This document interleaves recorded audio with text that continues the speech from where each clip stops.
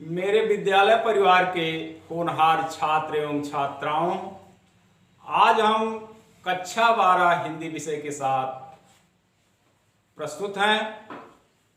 शीर्षक है मैथिली शरण गुप्त का साकेत से संकलित अंश कैकेयी का अनुताप, जिसका कुछ अंश हम लोग पहले पढ़ चुके हैं, जिसका अध्ययन, व्याख्या और सारी चीजों पर प्रकाश पहले डाल चुके हैं।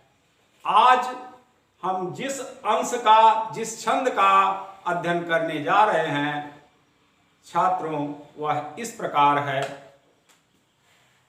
क्या कर सकती थी मरी मंथरा दासी, मेरा ही मन रह सका न निज विश्वासी। जल पंजरगत अब अरे अधीर अभागे, वे ज्वलित भाव थे स्वयं तुझी में जागे। पर था केवल क्या ज्वलित भाव ही मन में, कुछ मूल्य नहीं वात्सल्य मात्र क्या तेरा। पर आज अन्यसा हुआ वत्स भी मेरा, थूके मुझ पर त्रैलोक्य भले ही थूके। जो कोई जो कह सके कहे क्यों चूके, छीने न मातृपद किंतु भरत का मुझसे। हे राम दुहाई करूं और क्या तुझसे, कहते आते थे अभी यही नरदेही। माता न कुमाता पुत्र कुपुत्र भले। छंद इस प्रकार है बच्चों।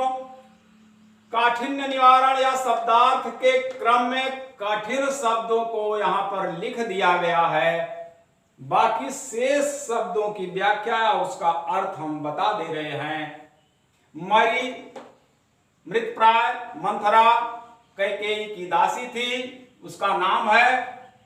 विश्वासी माने दृढ़ या एक निर्णय पर, अधीर व्याकुल, अभागे भाग्यहीन, ज्वलित दाहक या ईर्ष्या से भरे हुए, जागे माने जागृत।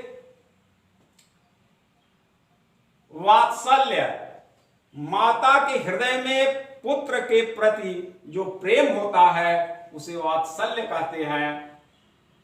वत्स पुत्र त्रैलोक्य तीनों लोग, थूके घृणा करे, निंदा करे।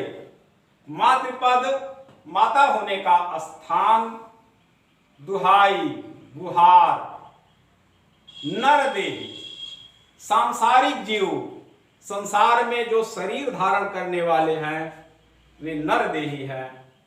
कुमाता खराब माता, कुपुत्र खराब पुत्र। बच्चों, आज का प्रसंग इस प्रकार है। कैकेयी राम के पास पहुंची है। वहां पर राम को मनाने के लिए या अपना जो कृत्य, दूषित कृत्य किया है, उसका पश्चाताप करने के लिए बहुत मार्मिक वाणी के द्वारा राम को अपने विचारों से अवगत कराने का और अयोध्या जाने के लिए बहुत ही उत्तम प्रयास किया है। किंतु राम भी दृढ़ निश्चय वाले थे, वचन दे चुके थे और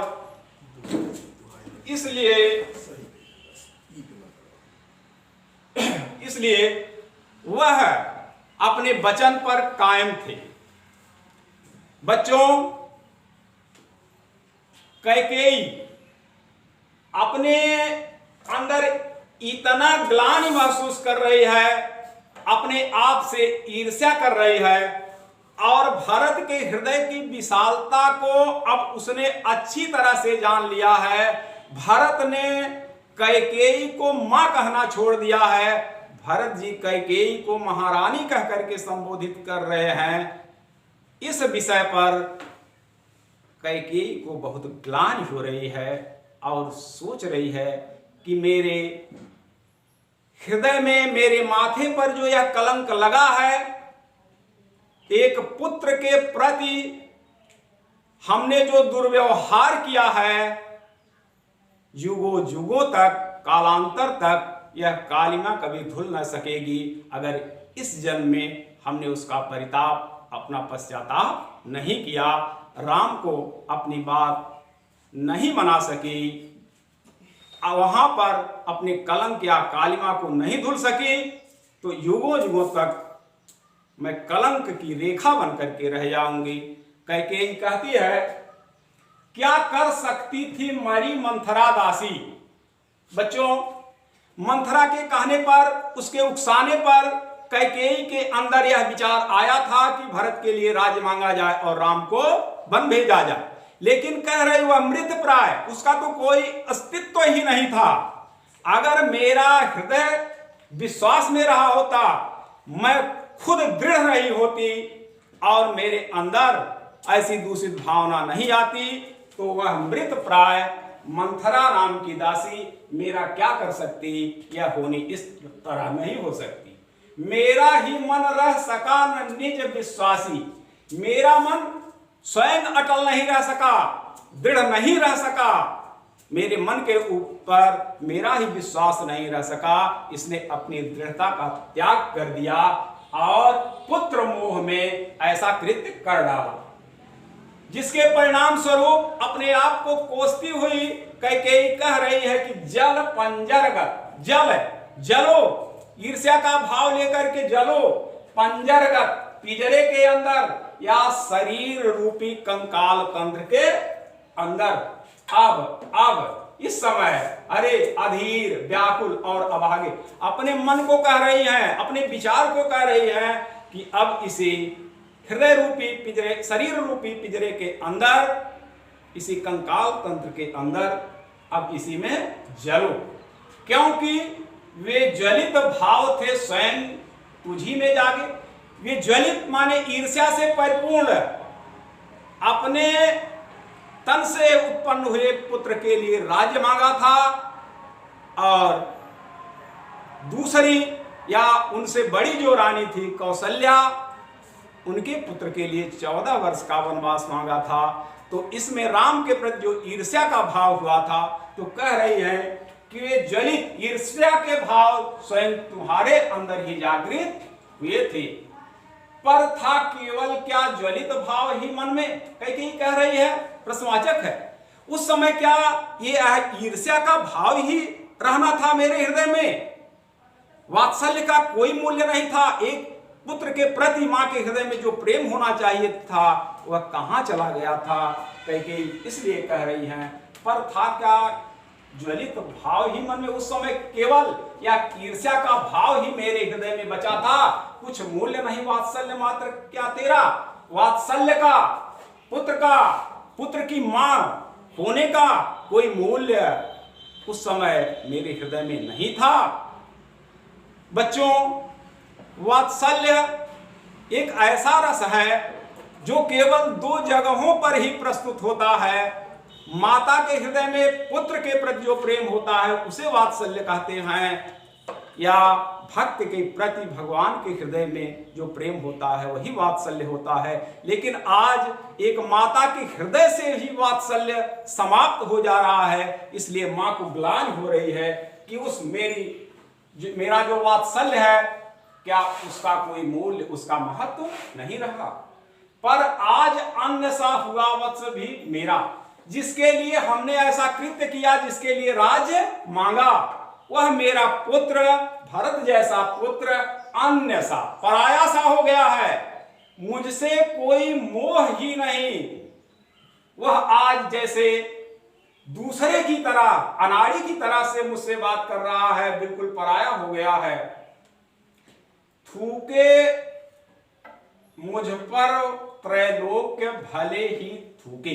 कैकेयी कह रहे थूके, घृणा करे, हमने जो कृत्य किया है, ऐसा घृणित कृत्य किया है, उस पर निंदा करे, थूके। त्रैलोक्य, तीनों लोक, आकाश पाताल मृतलोक, इस ब्रह्मांड के प्राणी मेरे ऊपर क्या करे, थूके, मेरी निंदा करें, मेरे अंदर ईर्ष्या का भाव रखें। जो कोई जो कह सके, जिसके हृदय में जो आए, जो विचार उत्पन्न हो, जिसकी जिह्वा पर जो आए, मेरे विषय में वह स्वतंत्र है, कहे और क्यों चूके, प्रश्नवाचक है, कहने से क्यों चूके? क्योंकि हमने तो ऐसा कृत्य किया है कि जिसके हृदय में जो कुछ आए वह कहे, उसको अवसर मिला है, इसलिए वह चूके न, अवसर न खोए। किंतु छीने न मात्र पद किंतु भरत का मुझसे। कैकेयी, संसार के लोग जो भी उसे अब कहें वह सुनने के लिए तैयार हैं, किंतु वह भरत की माता होने का पद पुनः वापस लौटाना चाह रही हैं, इसलिए राम से दुहाई कर रही हैं। और इस पद को लौटाने का कारण कौन बन सकता है? केवल राम ही बन सकते हैं, उनके अलावा कैकेयी को और कोई दूसरा नहीं दिख रहा। इसलिए राम से कह रही हैं, छीने न मातृ पद किंतु भरत का मुझसे, किंतु भरत की मां होने का स्थान इस संसार में मुझसे न छिन जाए। हे राम दुहाई करूं और क्या तुझसे। प्रश्नवाचक है, हे राम इससे ज्यादा और क्या गुहार और क्या विनती करूं तुमसे कि भरत की मां होने का पद मुझसे न छिन जाए। जितना हमने कहा, जितना विनती या निवेदन किया, जितना उद्धरण दिया, इससे ज्यादा मैं क्या तुमसे दुहाई दे सकती हूं।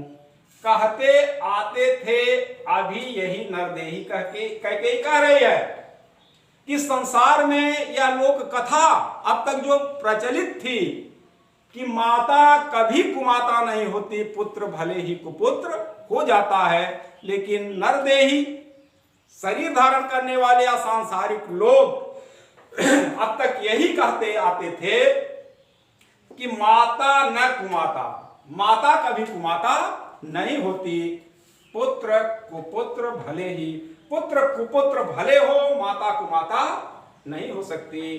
कैकेयी के कहने का भाव है कि जो कुछ भी मेरे अंदर भाव है, दूषित भाव है, राम से वह स्पष्टीकरण के द्वारा वह दुहाई दे रही हैं और वह पुनः भरत की माता होने का गौरव यथावत प्राप्त करना चाह रही हैं। तभी उनके मुख की यह कालिमा या कलंक इस संसार में धुल सकेगा और भरत की माता होने का उन्हें अवसर कब प्राप्त होगा? जब राम को उनका उचित स्थान अयोध्या का राज मिल जाएगा, तभी उनके मुख की कालिमा धुलेगी। इसलिए कैकेयी बहुत परेशान है, राम से दुहाई और गुहार कर रही है। प्यारे बच्चों, आज के अंक में बस हम इतना ही अध्ययन करेंगे। जो भी पाठ्यवस्तु आप पढ़ रहे हैं, जिनका अध्ययन कर रहे हैं पाठ्य वस्तुओं का, उनको आप लोग हमेशा दोहराते रहें, उनका रिवीजन करते रहें और व्याख्या में या कहीं से पठन पाठन में कोई असुविधा होती हो तो उसको चैनल के माध्यम से सूचित करने का प्रयास अवश्य करें। आज के अंक में बस इतना ही। धन्यवाद। पुनः अगले अंक में फिर मिलेंगे।